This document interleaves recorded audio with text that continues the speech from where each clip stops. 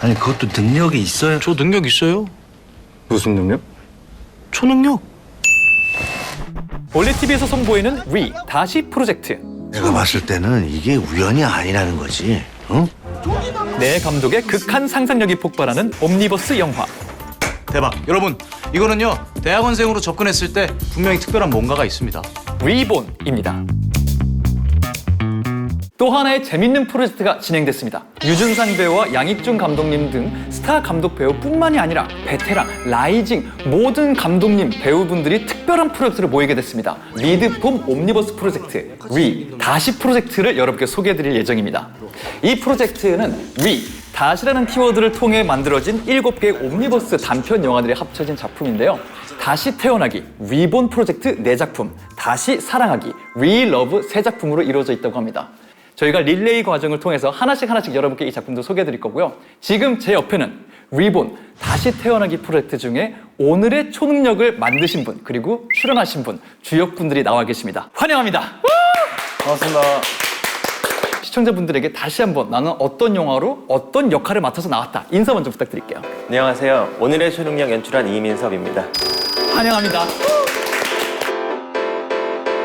네, 반갑습니다. 오늘의 초능력에서 하진 역을 맡은 김민호입니다. 환영합니다. 순간이동 편하겠다. 돌아오지 못해가지고. 괴물이 순수한 사람한테만 보여. 아예 대놓고 키워드가 초능력이라고 등장해요. 오늘의 초능력이라고 제목을 붙이신 이유, 이 설정은 어떻게 만드셨고 또 이 프로젝트에 어떻게 참여하게 되셨는지 일단 감독님께 여쭤보고 싶어요. 저 2020년에 애타게 찾던 그대라는 단편 영화가 있었어요. 네. 거기에 공승현 배우님 출연하셨는데 공승현 배우님 이제 좋은 프로젝트를 하게 됐다 해서 서로 이제 좋은 기억이 있던 차에 같이 이제 탑승을 했습니다. 배우님은 어떻게 처음 섭외를 받으셨는지 또 이 프로젝트 처음 각본 받았을 때 어떻게 느끼셨는지도 궁금해요. 민섭 감독님하고 좀 어린 시절부터 좀 인연이 있는 사이예요. 아, 네네. 대학교 동기예요. 네네. 그래서 작년에 제가 되게 약간 태어나서 처음으로 엄청 바쁜 해를 보내고 있었어요. 네네. 그래서 되게 몸과 마음이 지쳐 있는 그 상황에서 오랜만에 이제 연락이 왔어요. 그래서 형 하나 이거 보내줄 테니까 한번 읽어볼래? 했는데 굉장히 피폐한 정신과 이런 피로한 육체로 네. 이렇게 읽었죠. 이제 모니터로 이렇게 읽었는데 재밌는 거예요.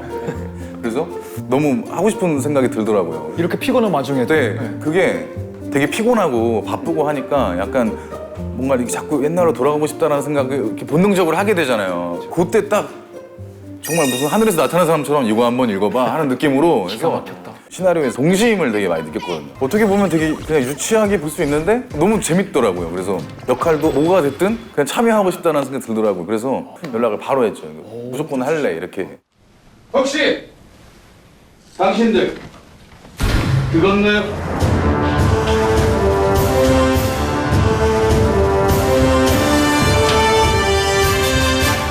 하루에 한 번만 쓸 수 있는 그 초능력. 약간 뭐 계산하셨어요? 아니면은 아니다 이 각본 했을 때 이거는 형한테 일단 보내봐야겠다. 어떻게 딱 보내신 거예요? 단편 영화들 만들 때 가졌던 마인드랑 연출부 이런 것들을 거치면서 제가 달라진 걸 느낀 거예요, 스스로가. 그래서 옛날에는 그냥 내가 좋아하는 것만 만들었는데 요즘은 왜 될 것 같은 작품들만 이렇게 시나리오를 쓰고 있나 그런 생각들과 회의감이 들면서 저도 어떻게 보면 비슷한 마인드로 출발해서 각본을 쓰기 시작했던 거죠. 그런 와중에 작품들과 어울리는 캐릭터를 맡을 그런 배우는 누가 있을까 생각하다가 옛날에 어떤 기억들과 장면들이 이제 머릿속에 스쳐 지나가면서 이 얼굴이 딱 떠오르는 거죠. 이 조커를 어떻게 활용할 수 있을까 생각하다가 이렇게 우리가 지금은 약간 개요를 설명해드리고 있기 때문에 시청자분들이 어떤 내용이길래 막 동심이 나오고 등장신이 나오고 뭐 이런 얘기가 나오지 궁금하실 수 있을 것 같아서 제가 앞에 부분만 살짝 영화의 톤이 어떻게 흘러가는지 소개해드릴게요. 무시했던 너희들에게 복수할 것이다.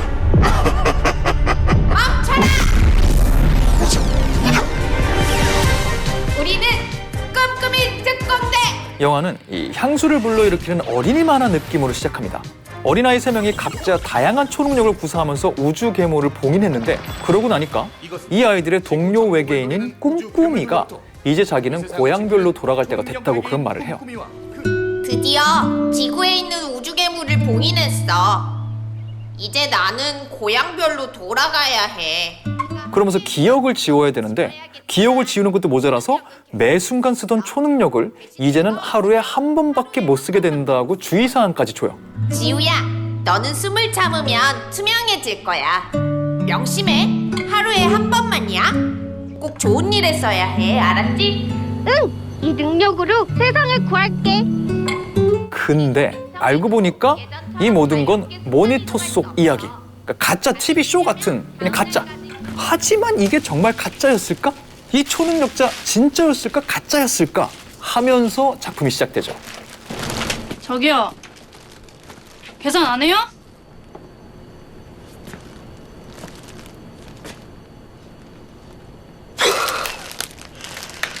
제가 보이시나요? 네. 왜죠?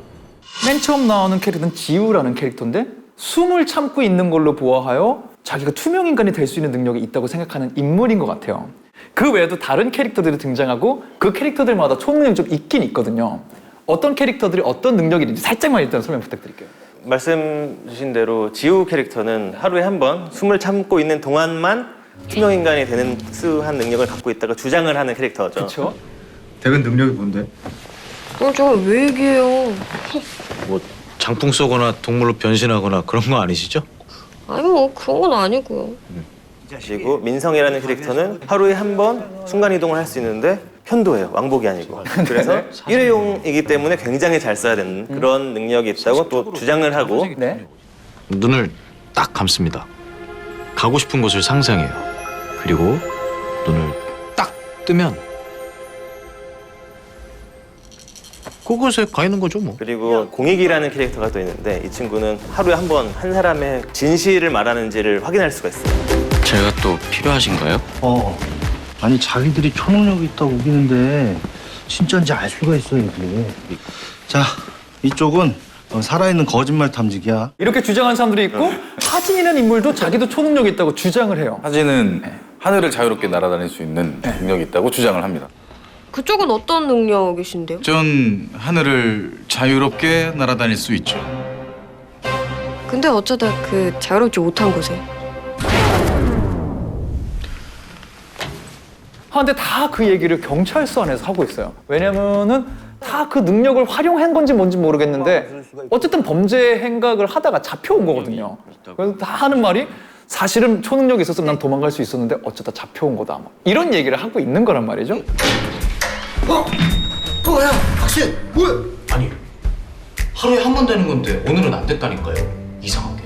저도 오늘 분명 초능력 안 썼는데 안 먹혀요. 여러 캐릭터 중에 일단 연출자 입장에서 특정적으로 우리가 집중해야 되는 캐릭터가 있을까요? 아니면 전반적으로 봐야 될까요? 캐릭터들은? 파워레인저도 그랬듯이 이들이 개개인으로서가 아니고 이제 모여 있을 때 좀 더 특별하고 의미가 있어 보이잖아요. 그런 것처럼 이 초능력자라고 주장하는 캐릭터들은 좀 멀리서 보아야 그림이 그럴듯한 느낌이 있고 오히려 어른이 된 관객들 입장에서는 나는 저 이야기를 듣고 있다면은 어떤 어른 캐릭터일까 그런 생각이 좀 들 것 같아요. 그래서 제가 굉장히 좀 특이하다고 생각했던 캐릭터가 바로 그 정만식 배우님이 출연하신 일식집 사장님 캐릭터인데 이 자식이 우리 가게에서 그 돈도 안 내고 그 트레이 세트를 처먹고 이렇게 배짱을 부려요. 무전 출신. 다른 어른 캐릭터들은 무시하거나 혹은 뭐 조롱하거나 하거든요. 근데 이분은 끝까지 아주 경청을 하세요. 애들이 헛소리 하는 걸로 치부할 수도 있는데 그걸 진지하게 듣고 있다는 것 자체는 오히려 이 캐릭터는 어렸을 때의 동심을 갖고 있는 게 아닐까? 그런 생각을 해서 특이한 캐릭터라고 생각을 합니다. 이상하지 않아요? 그러니까요. 무슨 엑소도 아니고 컨셉이 내가 봤을 때는 이게 우연이 아니라는 거지. 어? 왜냐면 처음에 정만식 배우님 캐릭터가 등장할 때까지만 해도 특 A급 메뉴 먹고 튀려고 한 캐릭터 잡은 것 때문에 이만큼 불이 나서 오는데 듣다 자기가 되게 매료되거든요. 오, 그럴 수 있네. 얘기 더 해봐. 막 이러고. 오히려 편의점 알바생 더 젊은 인물은 가도 돼요? 그래, 나는 너희들 다 믿어. 난 완전 믿지. 나도 믿어. 저는 언제 가요? 정말 정만식 배우님 캐릭터가 계속 얘기를 들어주는데 정말 말씀하신 대로 저런 어른도 분명히 있을 것이다. 동심을 갖고 있는 어른도 있을 것이다. 하진의 캐릭터 굉장히 특별한 포지션이 영화 흘러가면서 또 등장한단 말이에요. 네네. 하진이란 인물은 우리가 어떤 마음으로 좀 보면 좀 더 재밌게 즐길 수 있을까요? 캐릭터를. 하진도 하진인데 저는 초능력 멤버들을 이렇게 떠올려 보면 요즘 젊은 친구들 혹은 뭐 좀 힘들게 지내고 있는 어린 친구들의 희망사항이 그냥 초능력이라는 그 단어로 표현된 거 아닌가 싶어요. 그러니까 만약에 하지는 하늘을 날아다닌다고 주장을 하는데 결국에 이 하지는 되게 자유롭고 싶어하는 아이인가? 라는 생각이 들고 또 투명인간이 되고 싶어하는 친구는 남들 앞에서 나서기 무서워하고 뭐 이런 되게 내성적이고 되게 소심한 성격으로 스트레스 받고 있는 어떤 젊은이 중에 한 명을 이제 대변하고 있는 인물이 아닐까 뭐 이런 식으로 이제 생각이 들더라고요. 그래서 초능력을 그래서 얘네들이 할 수 있는 거야 뭐야 이게 중요한 게 아니라 그냥 그 어떤 동심적인 마음이 중요하다고 느껴졌거든요.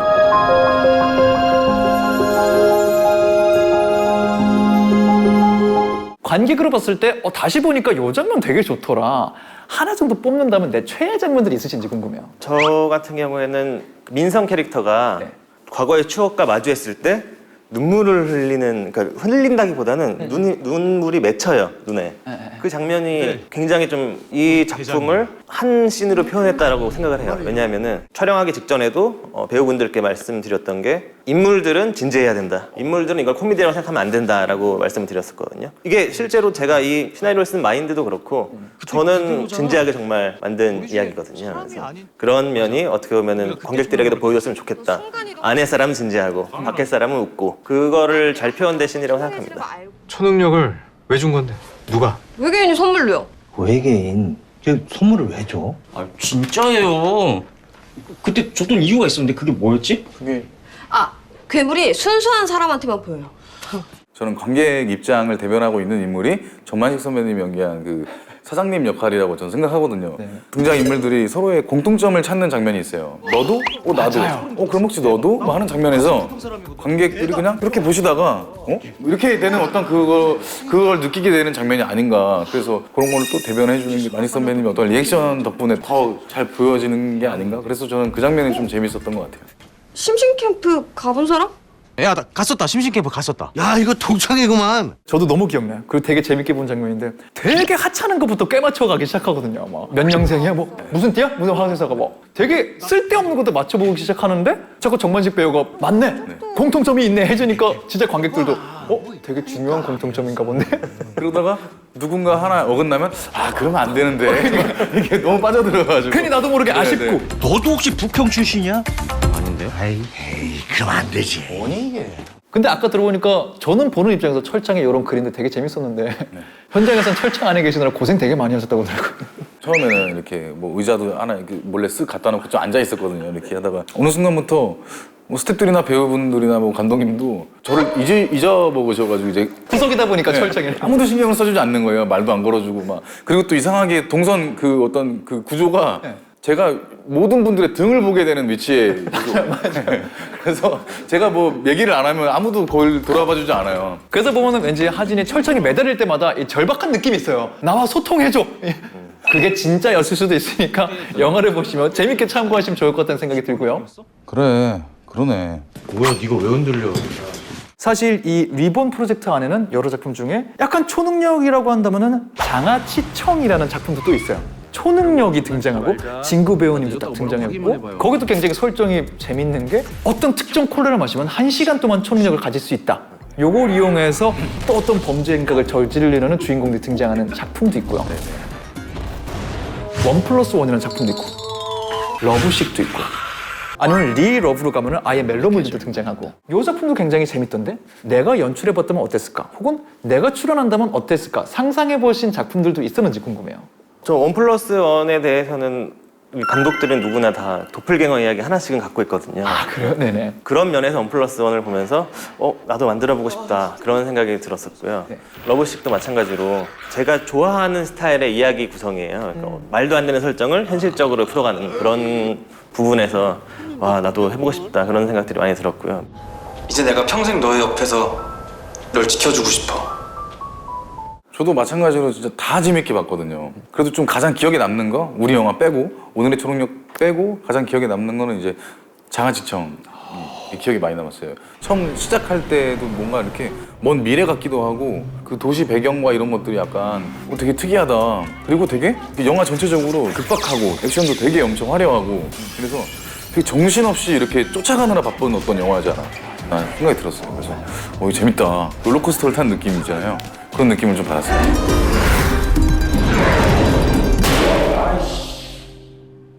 마지막으로 가시기 전에 우리가 이렇게 한참 재밌게 얘기를 해서 시청자분들도 와 오늘의 초능력 지금 볼까 말까 고민하시는 분들은 분명히 계실 것 같아요. 고민하시는 분들께 고민할 필요 없이 지금 보셔라. 연출자 입장에서 출연자 입장에서 추천사를 남긴다면 뭐라고 남기고 싶으세요? 오늘의 초능력은 아까 이야기 나왔듯이 대놓고 이름이 꿈꿈이잖아요. 꿈을 이룬 현대인들에 대한 그런 비유가 되기도 하거든요. 그래서 우리는 어제의 초능력을 오늘에 잘 어떻게 활용하고 있는가 그런 생각을 이제 다시 해보면서 점검에 대한 의미가 될 수도 있는 영화가 될 것 같아요. 물론 코미디니까 재밌게요. 네, 그래서 재밌게 보셨으면 좋겠습니다. 고민하지 마시고요. 리모컨 잡으셔서 바로 보기 누르시는 순간 초능력이 생기실 수도 있습니다. 저도 그래요. 하루에 한 번 초능력. 정말 저도 단언컨대 누르시자마자 빠져드실 겁니다. 첫 장면 나올 때부터 이거 내가 또 이렇게 좋아하는 코드인데 하시는 분 정말 많을 거라고 생각되니까요. 지금 바로 가기 눌러주시길 부탁드리면서 저희는 여기서 인사드리도록 하겠습니다. 오늘 나와주셔서 너무너무 감사했고요. 아마 또 재밌는 작품 준비하고 아마 곧 공개되는 걸로 알고 있는데 재밌는 기회로 또 인사드리도록 하겠습니다. 너무 감사했습니다. 네, 감사합니다.